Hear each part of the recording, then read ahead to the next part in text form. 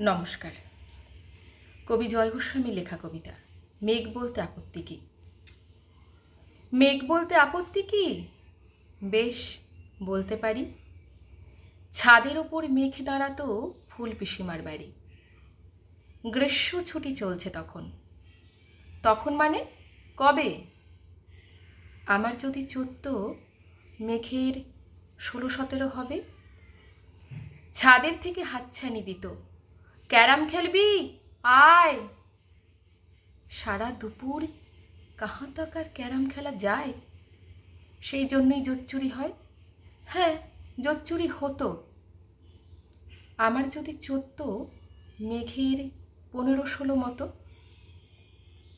ঘুরিয়ে দিতে জানতো খেলা শক্ত ঘুঁটি পেলে, জায়গা মতো সরিয়ে নিত আঙুল দিয়ে ঠেলে।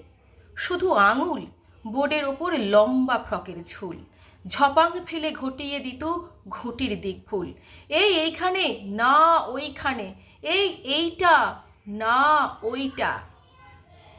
ঝাঁপিয়ে পড়ে ছিনিয়ে নিল ঘুঁটির বাক্সটা। ঘুঁটিরও সেই প্রথম মরণ। প্রথম মরা মানে বুঝবে শুধু তারাই যারা ক্যারাম খেলা জানে। চলেও গেল কদিন পরে, মেঘ যেমন যায়। কাঠফাটা রোদ দাঁড়িয়ে পড়ল মেঘের জায়গায়। খেলা শেখাও, খেলা শেখাও, হাপিত্যেশ কাক কলসিতে ঠোঁট ডুবিয়েছিল। জল তো পুড়ে খাক। খা খাওয়া সেই কলসি আবার পরের বছর জলে ভরল কেমন তোমায়? ধ্যাত, সেসব কি কেউ বলে? আত্মীয় হয়।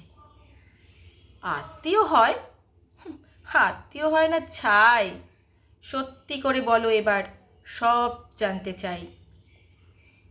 2-1 ক্লাসের বয়স বেশি।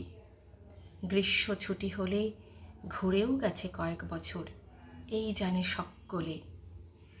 আজকে দগ্ধ গ্রীষ্ম আমার, তোমায় বলতে পারি। ছাদের উপর মেঘ দাঁড়াতো ফুল পিসিমার বাড়ি। নমস্কার।